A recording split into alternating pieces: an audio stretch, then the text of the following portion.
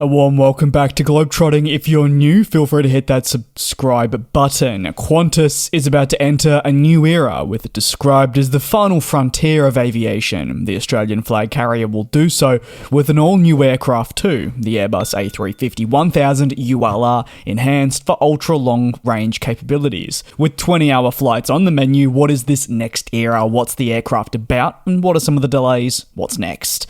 In 2017, Qantas announced its plans to take on what it described as the final frontier of aviation with the launch of Project Sunrise. This bold initiative put forward the task to Airbus and Boeing to provide an aircraft suitable for completing non-stop journeys from the east coast of Australia, such as Sydney, through to Europe and New York.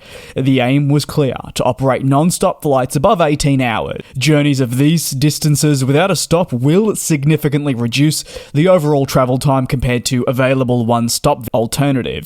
They should provide, according to the airline, greater convenience for customers. 2 years after announcing the endeavour, Qantas conducted test flights utilising a modified 7879 from London and New York to Sydney, collecting data in collaboration with sleep researchers. These tests pivotal to help understand how to configure the cabin for eventual launch.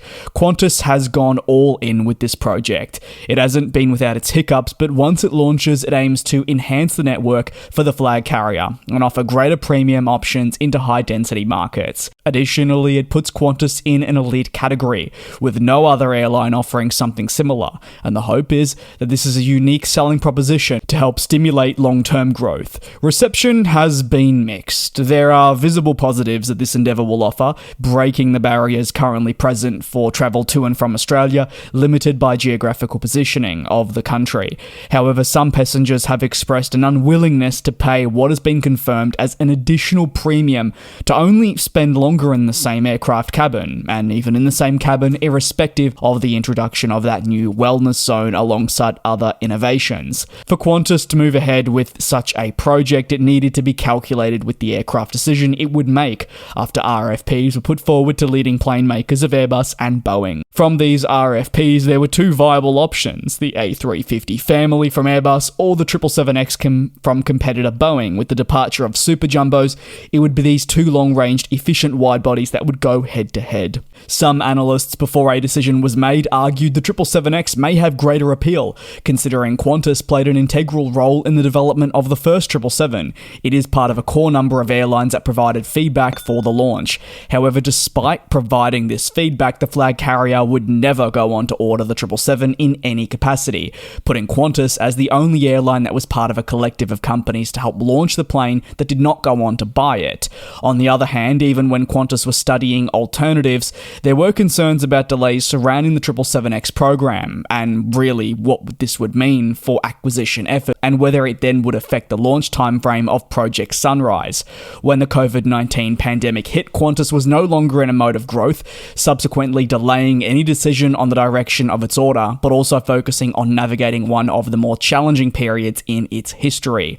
After deliberation and internal news from Qantas staff, even in 2019, that Airbus was the favourite to secure the landmark contract, the carrier made its decision in May 2022, emerging from 2 years in darkness caused by the COVID-19 pandemic. The airline confirmed it would purchase the A350-1000, specifically a new ULR model being purposely built for its Project Sunrise endeavour. The A350-1000 was selected following the lengthy evaluation period and will make the possible launch of non-stop routes such as Melbourne to London and Sydney to London possible, among many others. Qantas confirming the aircraft would also be configured with economy class, a bold move but one that had been long confirmed as part of the airline's attempts to make the final frontier of aviation accessible to everyone.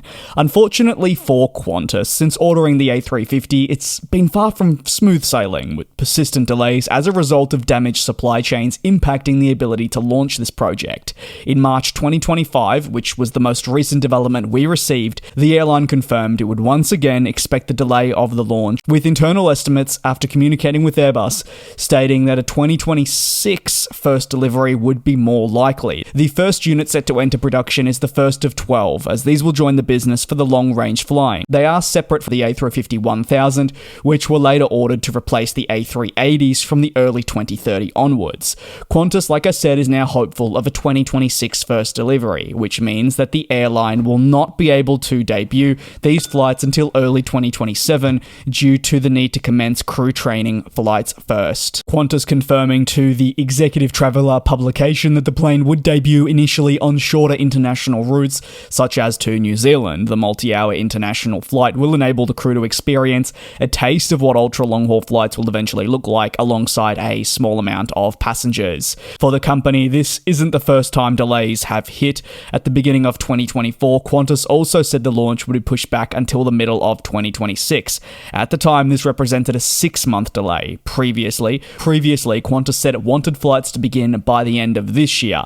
Now, the airline citing manufacturing delays as a cause for the pushback. The delays have not been isolated to just the 350 though. While now delivered, there were also struggles in the acquisition efforts of the A321 XLR, which, yes, has now been delivered, but was also not smooth sailing. This something felt right across the industry. Are you excited for Project Sunrise? Let me know down below in the comments. Thanks for watching. Take care. I'll see you in a couple of days for more industry analysis.